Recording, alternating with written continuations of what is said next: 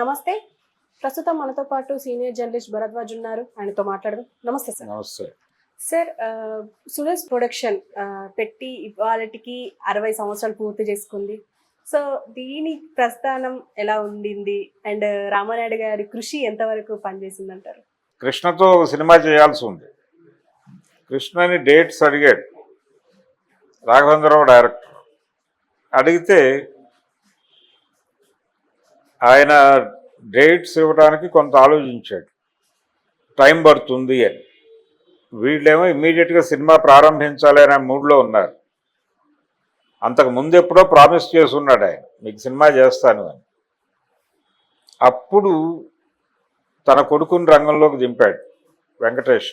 అంటే కృష్ణ గారి మూలంగా వెంకటేష్ సినిమా రంగంలోకి ప్రవేశించాడు. ఒక రకంగా కృష్ణ గారు డేట్స్ ఇవ్వకపోవడం వల్ల వెంకటేష్ని తీసుకొచ్చి, అమెరికాలో ఉన్న వెంకటేష్ని పట్టుకొచ్చి రాఘవేంద్రరావు గారి చేతిలో పెట్టి కలియుగ పాండవులు అనే స్క్రిప్ట్ డిజైన్ చేసి ఆయన్ని హీరోగా తెరంగేట్రం చేయించారు.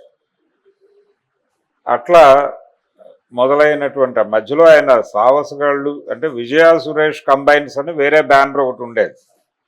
విజయ సంస్థతో కలిసి సినిమాలు తీశాడు ఆయన.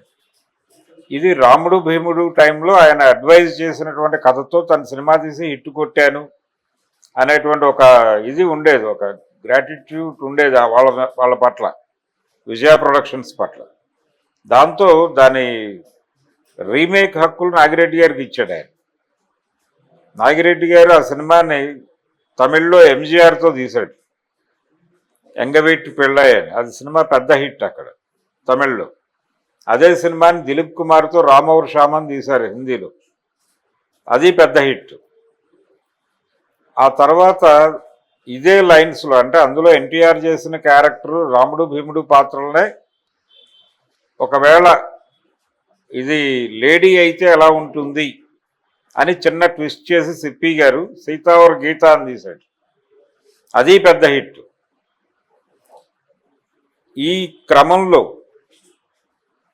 ఈ క్రమంలో రామానాయుడు గారికి విజయ సంస్థకి ఒక రిలేషన్ ఏర్పడి వాళ్ళతో కలిసి విజయ సురేష్ ప్రొడక్షన్స్ అనే బ్యానర్ మీద కొన్ని సినిమాలు చేశారు. అందులో సావసగాళ్ళు అనే సినిమా కృష్ణ గిరిబాబు నటించారు, దానిలో లీడ్ రోల్స్. ఆ సినిమా చాలా పెద్ద హిట్ అయింది. ఇలా ఆయన ఎటు ప్రయాణించినా విజయాలు అందుకుంటూనే వచ్చాడు. సక్సెస్లు ఉన్నాయి, ఫెయిల్యూర్స్ ఉన్నాయి, అంటే ప్రయోగాలు కూడా చేశాడు ఆయన. నగేష్ డైరెక్షన్లో, కమెడియన్ నగేష్ డైరెక్షన్లో సత్యనారాయణని హీరోగా పెట్టి జయసూజని హీరోయిన్గా పెట్టి మొరటోడు అనే ఒక సినిమా తీశాడు ఆయన. అది చాలా సాహసం. సినిమా ఫెయిల్ అయింది, అది వేరే గొడవ. అలాగే శోభన్ బాబుతో విగ్గు లేకుండా వెంకీ నాయుడు బావ అని సినిమా తీశాడు, అది ఆడలేదు. కానీ అది కూడా ఒక ప్రయోగమే. బోయిన సుబ్బారావు గారు ఆయన ఉన్నారు ఇప్పటికీ. అలా చిలిపి కృష్ణుడు అని ఒక సినిమా తీశాడు ఆయన, అక్కినే నాగేశ్వరరావు, బోయిన సుబ్బారావు గారు మొదటి సినిమా. అది చాలా పెద్ద హిట్, 175 డేస్ సినిమా అది. అలాగే ప్రేమ్ నగర్ తరహాలోనే ప్రకాష్ రావు గారి డైరెక్షన్లో ఆత్రేయ గారి స్క్రిప్ట్తోనే సెక్రటరీ అనే సినిమా చేశాడు. అది కూడా ఒక మోస్తరు విజయాన్ని సాధించింది. అంటే ప్రేమ్ నగర్ ఎక్స్పెక్టేషన్స్ ఉన్నాయి దాని మీద, ప్రేమ్ నగర్ లెవెల్ ఎక్స్పెక్టేషన్స్ ఉన్నప్పటికీ అది రీచ్ కాలేదు, కానీ సక్సెస్ఫుల్ సినిమానే. ఇలా దాదాపుగా ఇండస్ట్రీలో ఉన్న అందరి హీరోలతోనూ సినిమాలు చేయాలనేది ఆయన కళ. అక్కినేని నాగార్జునతో సినిమా చేశాడు ఆయన, చిన్నబాబు అనే పేరుతో. ఆ తర్వాత చిరంజీవితో సంఘర్షణ సినిమా తీశాడు. బాలకృష్ణతో కథానాయకుడు అనే సినిమా తీశాడు. తర్వాత ఇంకొక సినిమా రాము అనే సినిమా చేశాడు. ఆ రెండు కూడా హిట్లే. బాలకృష్ణతో చేసిన 2 సినిమాలు ఆ బ్యానర్లో హిట్లే వచ్చినాయి. ఇలా ప్రతి హీరోతోనూ సినిమా తీయాలి మన బ్యానర్లో అనేది ఒక సంకల్పం ఆయనకి. ప్రకాష్ రావు గారి ఫ్యామిలీతో, కేఎస్ ప్రకాష్ రావు గారి ఫ్యామిలీతో చాలా సన్నిహిత సంబంధాలు ఉండేవి. నిజానికి రాఘవేంద్రరావుని తన బ్యానర్లో ఇంట్రడ్యూస్ చేయాలనుకున్నాడు ఆయన. కానీ ఈలోపు రాఘవేంద్రరావు గారి ఫ్రెండ్స్ ఏఎల్ కుమార్ చౌదరి గారు, ఆయన గుడివాడకు చెందినటువంటి ఒక రైస్ మిల్లరు. ఆయన రాఘవేంద్రరావుని ఇంట్రడ్యూస్ చేస్తూ మారుతి ప్రొడక్షన్స్ బాబు అనే సినిమా తీసి రిలీజ్ చేశాడు ఆయన. అట్లా ఆ ఛాన్స్ మిస్ అయిందని చాలాసార్లు అనుకునేవాడు రామానాయుడు. రాఘవేంద్రరావుని ఇంట్రడ్యూస్ చేసే అవకాశం మిస్ అయింది నాకు అని. అలా ఆయన సినిమా ప్రస్థానం అంటే స్క్రిప్ట్ దగ్గర నుంచి మొత్తం తనే చూసుకునేవాడు. అలాగే ప్రొడక్షన్తో మొదలైనటువంటి సురేష్ మూవీస్ నెమ్మదిగా స్టూడియో స్థాపించారు వాళ్ళు.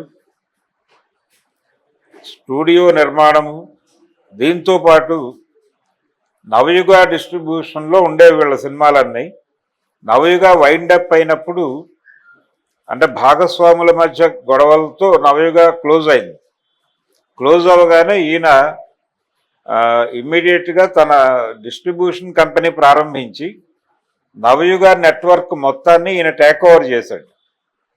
అట్లా ఒక డిస్ట్రిబ్యూషన్ కంపెనీ పెట్టి అంటే చిత్ర నిర్మాణ సంస్థ, పంపిణీ వ్యవస్థ, థియేటర్ల వ్యవస్థ, సురేష్ మహల్ అనే పేరుతో ఆయన చీరాలలో ఒక థియేటర్ ఉండేది, ఉంది ఇప్పటికీ. ఒంగోలులో కూడా ఒక థియేటర్ ఉండేది రైల్వే స్టేషన్ దగ్గరలో, కానీ ఇప్పుడు లేదు, అది పాల్గొట్టేశారు. ఇది ఆయన భారతదేశంలో ఉన్న అన్ని భాషల్లోనూ సినిమా తీయాలనేది ఇంకొక కళ రామానాయుడికి. దాదాపుగా అన్ని భాషల్లోనూ సినిమాలు తీశాడు. బెంగాలీ సినిమాకి జాతీయ పురస్కారం అందుకున్నాడు. ఇలా ఏ భాషలోనూ అంటే లిపి ఉన్నటువంటి ఏ భాష అయినా సరే మనం సినిమా తీయాలి అనుకున్నాడు, చేశాడు. అలా ఒక మూవీ మొఘల్ అంటారు ఆయన, మూవీ మొఘల్ అనిపించుకున్నాడు. ఇప్పుడు వాళ్ళ అబ్బాయి సురేష్ బాబు గారు ఆయన ప్రొడక్షన్ లైన్లోకి రాకూడదు అనుకున్నాడు, వేరే వ్యాపారాల్లోకి వెళ్ళాలనుకుని తర్వాత 90s ఆయన్ని తీసుకొచ్చి ఈ లైన్లో పెట్టారు. ఆయన దాదాపు రామానాయుడు గారు ఏ మూస అయితే పోసాడో అదే మూసలో వ్యాపారం నడిపిస్తున్నాడు ఇప్పటికీ. అయితే సురేష్ మూవీస్ గతంలో రామానాయుడు గారి రోజుల్లో లాగా విపరీతంగా ప్రొడక్షన్ చేయటం లేదు. ఇప్పుడు ఎవరైనా మంచి కంటెంట్తో సినిమా చేస్తే దాన్ని కొని రిలీజ్ చేసేటువంటి ప్రయత్నం మాత్రం వాళ్ళు చేస్తున్నారు. అలాగే రామానాయుడు గారి మనవడు హీరో అయ్యాడు, ఇంకొక మనవడు కూడా హీరో అయ్యాడు ఆ మధ్య అహింస అనేటువంటి సినిమాతో. ఇది టోటల్గా అంటే సినిమా ప్రస్థానం, రామానాయుడు గారి సినిమా ప్రస్థానానికి అంకురార్పణ చేసినటువంటి రాముడు భీముడు సినిమా రిలీజ్ అయినటువంటి రోజు ఇది 21 మే. అందుకని రాముడు భీముడు విడుదలైనటువంటి 60 ఏళ్ళు తప్ప దీనికంటే ముందే వాళ్ళు సురేష్ మూవీస్ ప్రారంభించారు. ప్రారంభించిన తర్వాత వచ్చిన సినిమా ఇది. ప్రొడ్యూసర్గా అయితే రామానాయుడికి ఇది రెండో సినిమా. సురేష్ మూవీస్కి మొదటి సినిమాయే, కానీ ప్రొడ్యూసర్గా ఆయన అనురాగంలో పార్ట్నర్గా ఎంటర్ అయ్యాడు. అలా రామారావుతో మొదలుపెట్టి అక్కినే నాగేశ్వరరావు మీదుగా శోభన్ బాబు, కృష్ణ అందరితోనూ సినిమాలు చేశాడు ఆయన. అలాగే ఒక తెలుగు సినిమాతో అవార్డులు కొట్టాలి అనేటువంటి ఉద్దేశంతో హరివిల్లు అనే సినిమా బి నరసింహరావు గారితో చేశాడు ఆయన. అదొక భిన్నమైన ఆలోచన ధోరణి. తనకి ఏది కావాలో అది ఎవరు ఇస్తారో తెలుసుకుని వాళ్ళని అప్రోచ్ అవటం అనేది.